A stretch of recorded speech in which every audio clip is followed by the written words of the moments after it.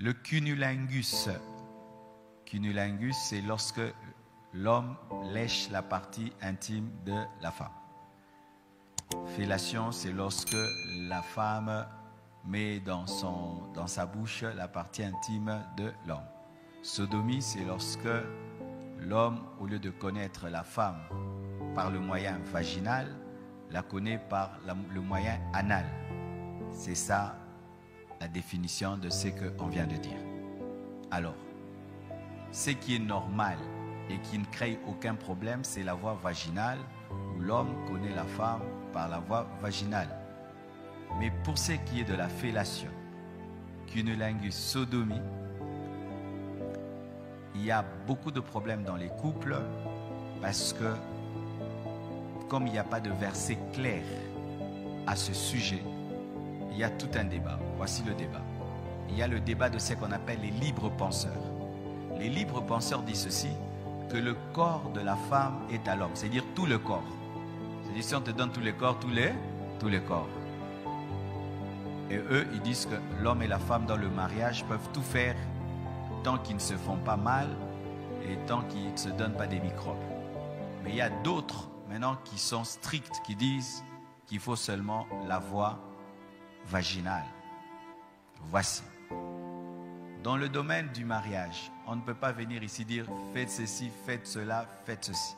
C'est de telles questions, on y répond au bureau.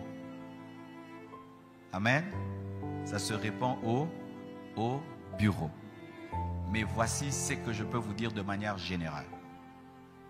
Tout ce qui n'est pas le produit d'une conviction est un péché. C'est-à-dire quand tu fais la fellation, le cunnilingus, la sodomie, après tu demandes pardon, donc ta conscience te reproche, c'est un péché, ne le fais pas. De deux, tout ce qui détruit le corps, le temple du Saint-Esprit est un péché. Si quand tu fais ça, ta femme, elle tombe malade, elle a des hémorroïdes ou il y a des maladies dans la bouche chez l'homme, herpès et tout le reste, donc comme ça donne des maladies, donc ça détruit le temple du Saint-Esprit. Aussi, tout ce qui se fait en imposant à l'autre, l'autre ne veut pas, toi tu veux, c'est de l'égoïsme. Et souvent les chrétiens tombent dans ces choses-là à cause de la pornographie. Quand ils regardent des films pornographiques et ils veulent faire ça à leur femme, ils veulent ça. Mais la femme là que tu regardes dans des films pornographiques, certaines prennent des médicaments, d'autres, elle est une prostituée, elle est habituée à faire ça tous les jours, tout le temps. Maintenant, tu vas prendre une jeune fille qui n'a jamais fait ça depuis toute sa vie. Depuis que tu as regardé un film, tu veux. Il y a un homme, par exemple, qui voulait faire ça à sa femme. Il a dit, ok, moi si je veux prendre une grosse banane et puis on va voir chez toi, ça te fera quoi? L'homme a fui. Alors, c'est dire ceci. Lorsque homme, toi tu veux faire des choses à ta femme, pose-toi la question, si tu étais une femme, tu aimerais qu'on te fasse ça? Voici le principe. Lorsque la Bible n'écrit pas les choses clairement, comment tu peux connaître la volonté de Dieu? 1. La paix.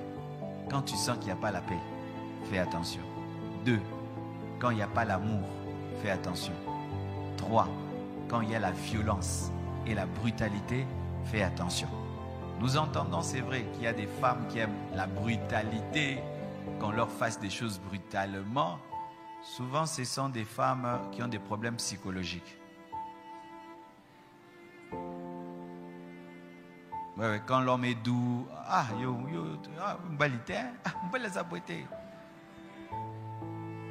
ce sont souvent des femmes qui ont un problème psychologique, qui aiment la douleur. Elles ont le plaisir par la douleur. C'est un problème psychologique. Souvent, ce sont des filles qui ont été tapées, insultées dans leur enfance. Alors, même quand elles se marient, elles aiment la douleur. Donc, c'est ça une déviation.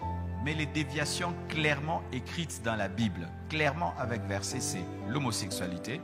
La Bible interdit à un homme de coucher avec un homme, à une femme de coucher avec une femme, c'est écrit clairement.